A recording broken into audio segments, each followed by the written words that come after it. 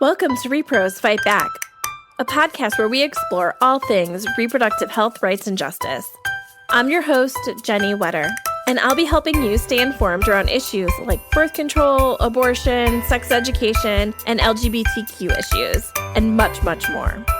Giving you the tools you need to take action and fight back. Okay, let's dive in.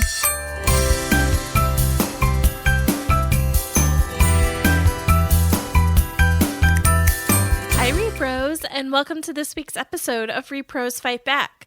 I'm your host, Jenny Wetter, and my pronouns are she, her.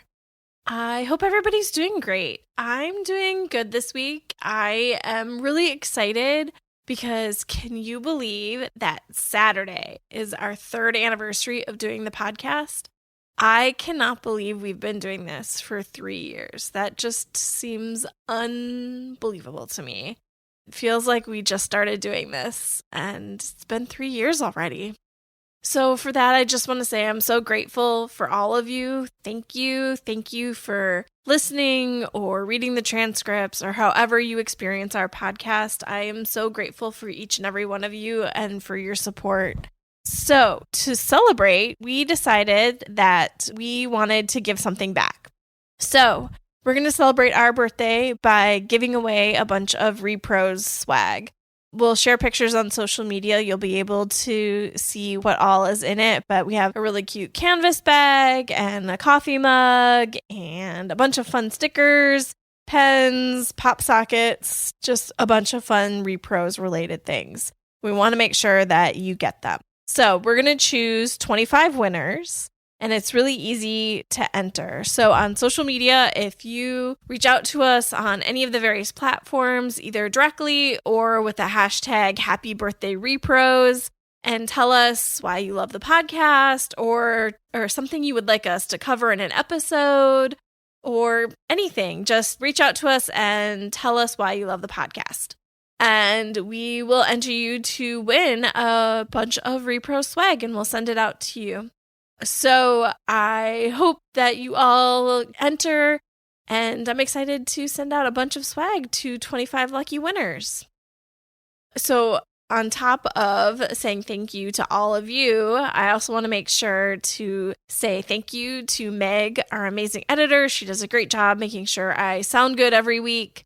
And to Rachel, who does all of our social media and the website and keeps me sane. So we wouldn't be able to do the podcast without them or the support from Population Institute, who sponsors the podcast. We couldn't do it without everybody. So I want to give a big thank you to all of them and to all of you. We really appreciate your support, and we wouldn't be doing this without all of you. So let's see. I guess this is going to be our last episode that comes out before the holidays. So I hope everybody has a wonderful holiday. I am staying in DC. I don't have any big plans. Probably do something small. Maybe order in from somewhere. Maybe bake something fun. Christmas was always a really big holiday for my family, so it's really weird to not be in Wisconsin celebrating with them. I think I mentioned last episode, or one recently anyway, that my mom's family is very big. Christmas Eve was a mandatory holiday. Everybody had to be there. We would rent a hall once we got a little older because nobody had room for all of us.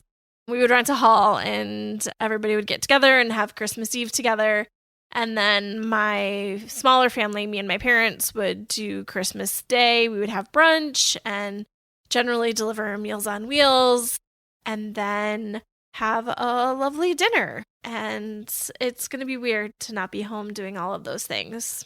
This year, it's especially hard to think of the family not getting together on Christmas Eve since my grandma passed away this year.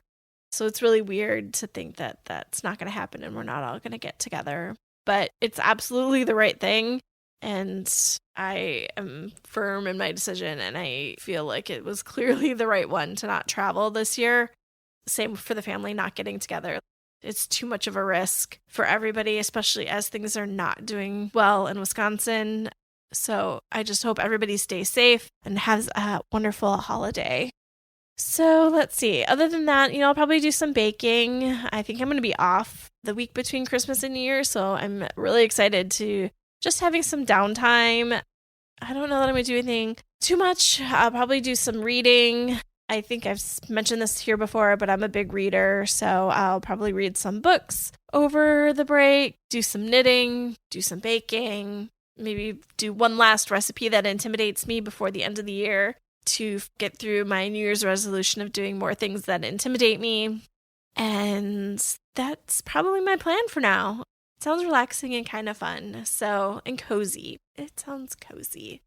So I think that's what is going to be happening in my world. We'll have one more episode before the end of the year. We usually do year in review episode as our very last one. But do we really want to look back on everything that happened in 2020 this year? I don't know. That doesn't sound too fun. It sounds pretty dark. So I think this year, instead of doing the usual look back, we're going to do a look ahead. What are our wishes for this new Biden-Harris administration? What are we hoping we can see happen? I think that'll be a really fun way to end the year. So I think that's what we're going to do. But before that, we have today's episode. And today's episode is a lot of fun. We get to talk to Lyric Thompson with the International Center for Research on Women to talk about feminist foreign policy. What is it? What does it mean? And what are we hoping we can see from the Biden administration with feminist foreign policy? And with that, I will take you to my interview with Lyric. I hope you enjoy it. Hi, Lyric. Thank you so much for being here today. Thanks so much for having me. Before we get started, do you want to take a quick second and introduce yourself, including your pronouns? Sure. I'm Lyric Thompson. I'm the Senior Director of Policy and Advocacy at the International Center for Research on Women, and probably most germane to this conversation, I am a leader of a coalition advocating for a feminist foreign policy in the United States, and my pronouns are she, her, hers. I'm really excited today to have a conversation about feminist foreign policy. One, because you've worked so hard on it and have been an amazing leader on this. But two, I think it's something that people are still learning about. So I think it's a really exciting time to talk about it. So you just want to talk a little bit first about what is a feminist foreign policy? Absolutely. Well, I don't think anybody's more excited about this conversation than me. So do feel free to pause me if I go on too far with my enthusiasm about the greatest thing since sliced bread here. So what is a feminist foreign policy? Well, I'd say that that's very much evolving. We know what it has been in other countries who have so boldly declared that women's rights are human rights and should be germane to all elements of foreign policy, or in some countries, just some elements of foreign policy, which I'll talk about. And that happened first in 2014. When Sweden launched the world's first feminist foreign policy. And for them, that meant three things. One, that there would be more women's representation in their government. They did have a feminist government and they did have feminist domestic policies as well. It's important to point out. And that's, I think, particularly important from a credibility perspective, which we'll get to. Two, they said that this means exactly what I said at the top.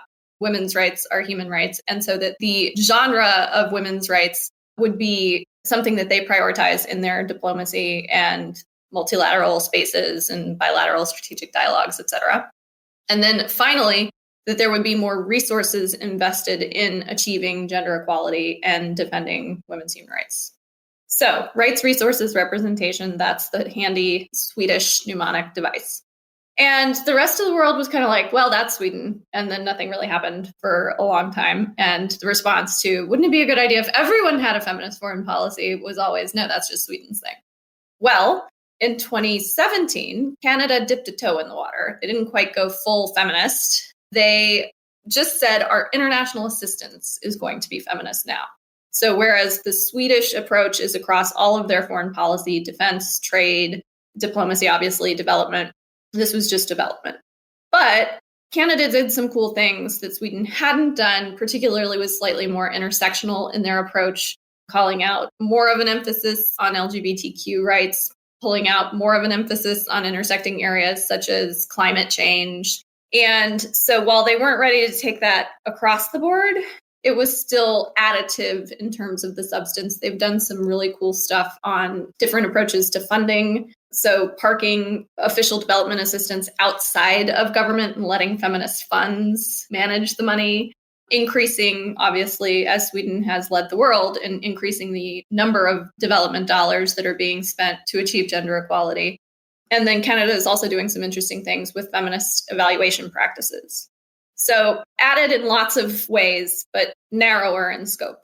And then there's been a flurry of activity in the last year or so where Luxembourg, France, Mexico, Spain, and others have announced feminist foreign policies that do different things. So what we've been thinking with about, I think, more than 70 organizations now is what would that look like for the United States? And what we have landed on is a definition that I will actually read you because it's important that we understand the various pieces that we're trying to emphasize here. So for us, feminist foreign policy is the policy of a state that defines its interactions with other states and movements in a manner that prioritizes gender equality and enshrines the human rights of women and other marginalized groups, allocates significant resources to achieve that vision, and seeks through its implementation to disrupt racist, patriarchal, and male-dominated power structures across all levers of influence, such as aid, trade, defense, diplomacy. And that this is informed by the voices of feminist groups, activists, and movements at home and abroad. So we're doing a few things with that definition. It's admittedly long. But there's a lot of important pieces. Exactly. We wanted to say it's not just about women. It's about disrupting patriarchy, about disrupting racist and colonial undertones and traditions in foreign policy, particularly for the United States as a global military superpower. It's about all of those levers of foreign policy and the piece that it needs to be coherent across domestic and foreign and co-created and informed by feminist activists and movements. It isn't just state to state. It's about bringing those constituencies that have traditionally been left out of foreign policy. I love that there's so many parts to it that are all really important and support each other, right? You can't take parts out and have it be as strong as the whole. Exactly. It's not piecemeal, it's comprehensive. But that also makes it a very tall ask. So good luck to us. Why do we need a feminist foreign policy? Well, I think inherent in that definition and in the longer paper that we would be happy to share with listeners that are interested in reading it, this is an approach that's designed to correct for foreign policy having been done very differently than this vision in the past. And I think whether it's from Me Too movement to BLM to climate crisis demonstrations on Fridays, we've arrived at a moment of reckoning on how all of these issues intersect and how power being only wielded among a small minority of people in wealthy nations like ours hasn't arrived at a world that we want to live in that is just and inclusive and sustainable. So this is an attempt to recast the traditional posture of foreign policy advancing national interest in a way that constitutes global goods as in the national interest. So for us, that's people, peace, planet, equality across all streams of demographic considerations. So again, not just gender equality, but also looking at race and ethnicity, at disability, at religion, all of these sort of streams of identity in which power has been allocated or withheld. And also looking very intentionally at climate change and environmental integrity as a goal of our foreign policy, as well as peace and security.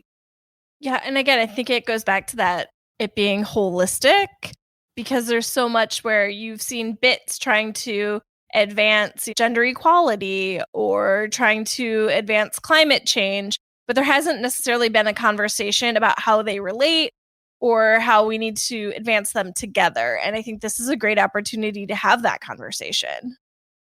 Absolutely. One can't ignore the context into which we're coming into this campaign, which is to say that the previous administration has, I think, campaigned on and governed actively against a number of these issues, just fundamentally disagrees about what the policy priorities should be of our foreign policy from this perspective. But this vision is about so much more. It's not just fix what was broken. It's completely reimagining the kinds of values and approaches that we would take. And I think that is why we've seen a number of groups that haven't traditionally worked in this space signing on, which has been one of the most important pieces of this work to me, is being able to work with the trade people that we hadn't worked with before, being able to work with the nuclear people, the immigration people, all sorts of groups, and just sort of more mainstream foreign policy groups that are also searching for a vision that is compelling, inclusive, equitable, and progressive in a way that so many different constituencies are hungering for right now. So this is a podcast about sexual reproductive health and rights. So it would be really wrong if I didn't ask, how does SRHR fit into all of this? So that's a core principle for us. I've lost track of how many consultations we've done in the last few years of pulling this together. We started with global consultations with feminists from around the world, including those in and outside of the governments that have feminist foreign policies. What is your country doing? How's it going? What would you keep? What would you lose? What would you add? As well as feminists on the receiving end of those policies, particularly living in the global South. As well as the sort of last chapter of this work was then working with the Washington foreign policy constituencies and hearing what they had to say about it. So time and again, things that came out of those consultations were, your foreign policy isn't feminist, if it doesn't change anything. It's just International Women's Day and you show up at the UN and you say, we now have a feminist foreign policy. Great. Can we see it? Nothing changed. Two, that what needs to change is that in using the word feminist, you are signaling a level of ambition that means that you're not going to shy away from issues that have been the most under attack and have an urgent need for champions. And chief among those are sexual and reproductive health and rights and justice. And so that was a core principle of not only advancing the SRHR agenda proactively in multilateral spaces, in bilateral relations, in the policies and personnel of our foreign policy apparatus, but also the principle of bodily autonomy was core to our definition as a precondition and a goal of a feminist foreign policy. That means everything from, yes, absolutely, the next administration should revoke the dramatically expanded and harmful global gag rule day one and restore funding to UNFPA, and at a minimum, correct implementation of the Helms Amendment, but ideally work with Congress to get rid of it. Those are all specific policy recommendations that are part of the agenda, but it's so much more. It's everything from having diplomats and a foreign policy apparatus that looks more like America, which is to say having more LGBTQ, gender nonconforming people administering it, that those constituencies are heard from in the development of our foreign policy decisions and our foreign assistance programs. And those constituencies are able to design and co-create on the basis of how they articulate their needs, what help they would like from the United States. And it also means really doing a whole review of the fact that we still don't have a meaningful accountability process for sexual violence of women in our military, for instance, and gender nonconforming people. I mean, this is something that urgently and has for a long time been an open secret that needs to be addressed. There hasn't been any internal facing efforts, even in the previous administration's National Action Plan on Women, Peace, and Security. There was zero appetite to look internally, even though women in the armed forces are more likely to be attacked by a fellow soldier than they are to die in combat. There's, of course, the most recent experiences that we have seen with regard to our immigration policy and the exploitation and abuse of migrant women is incredible. I mean, pick a lever. There are so many urgent issues to address in terms of fixing what's broken, but then a real, I think, blue sky opportunity to think about what would it look like for the United States to be ahead of the pack in championing these issues. And that's where the fun part comes in, is being more forward-looking and looking for active opportunities for the United States to lead in these areas. I have to say, that's one of the things that's so fun about it, because we've spent the last 4 years playing a lot of defense and trying to put out all of the things that were on fire. So it was really nice to sit and think about, okay, if we got our wish list, what would we create to make a more just and equitable world? And I think this was a really great opportunity to do that. Absolutely. I mean, there's immediate opportunities. Actually, 2020 was supposed to be the year the world observed the 25th anniversary of the Beijing Declaration and Platform for Action and the 1995 Beijing Women's Conference. That was curated very carefully to be a champions-only space known as the Generation Equality Forum, which was supposed to be in 2020, as I mentioned, was delayed by coronavirus. So that's actually an opportunity, because it aligns with a moment for the United States to go to that stage. And there is what's known as an action coalition on bodily autonomy and sexual and reproductive health and rights, I think, maybe justice. I don't know. I need to get my language right on that. But it would be amazing to have the United States join that action coalition with other champion nations and say, here are the following commitments that we are willing to make in both our domestic and foreign policy to enshrine these rights and to lead. That's something that I'm hoping for. Yeah, I think that's a really great transition to the next thing I was thinking about is, okay, so we have a new administration coming in, and this gives us a great opportunity. So what can this new administration do? Launch a feminist foreign policy at the Generation Equality Forum, obviously, but so many other things. So we have, like everyone else in Washington, a transition memo that outlines a series of actions for day 1, 100 days, year 1. And in that cadence, we both embrace and reference what other movements are pushing for. So I'm sure you've had guests on from the Blueprint Project. Their day 1 ask that we're absolutely reinforcing is, of course, reversing the global gag rule. We also have all the pieces that I mentioned earlier about Helms, UNFPA, and others. So there's space for that on day 1, also space for rejoining the Paris Agreement, which the incoming administration has indicated that they will do. Within the first 100-day window, we do see major opportunities for them to signal their support and leadership in this area. The first of which is the Commission on the Status of Women, which happens in March every year. And the theme this year or next year is women's political leadership. And so I could imagine a US delegation led by Madam Vice President that announces key components of what they intend to do on this. For us, it's building an architecture that is prepared to lead on this, a feminist policy council at the White House. Every single implementing agency of our foreign policy apparatus, of which there are several. The State Department has the Global Women's Issues Ambassador, who's a direct report to the secretary. Every agency should have that secretary direct report that's responsible for this portfolio, as well as an interagency convening process that would design and roll out this feminist foreign policy.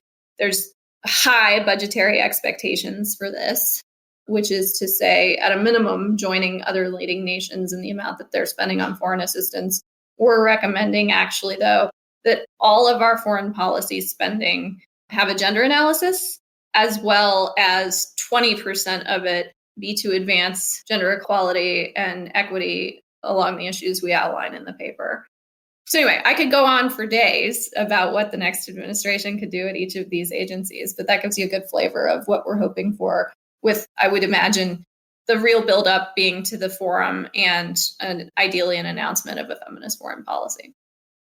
Yeah, I find it really exciting to think CSW coming so early in the new administration, because it gives the admin an opportunity to, one, really re-engage at the UN, where the US has been a real detriment around so many feminist issues, but particularly around SRHR. And it gives them a real, I hope, opportunity to stand up and forcefully put forward their own agenda that is support of sexual reproductive health and rights. Amen. But if they miss that one, there's one right after with CPD. Yeah, they've got lots of opportunities, and we're happy to work with them. So we always like to end focusing on what actions our listeners or people who are reading the transcripts of the podcast, what can they do? What actions can they take to support a feminist foreign policy? Several. So currently, there is the paper, which we will share in the notes, that if they like the paper and the vision that we're calling for a feminist foreign policy, they can endorse that vision. And basically, our goal is to get as many organizations and individuals on board, because this is such a new, as you said at the top, this is such a new concept and an evolving area. It's important to just socialize it, to talk about it more, to share the paper, to write about it, because most people haven't heard of feminist foreign policy. And then once we have heard of feminist foreign policy, there's the idea of making sure that it's our rights-based, progressive, and comprehensive vision of feminist foreign policy that is definitional. Because the risk, I think, is that it just becomes talking points that someone can, like I said, just go on International Women's Day and say, we have a feminist foreign policy because there's more women now. And that's not what we're talking about here. So I think being part of this collective effort to define a very progressive and comprehensive vision and intersectional vision of feminist foreign policy is increasingly and exceedingly important. We have also introduced legislation about this if people are interested in either calling their member of Congress or doing actual Hill lobbying when that actually used to take place in person or online now.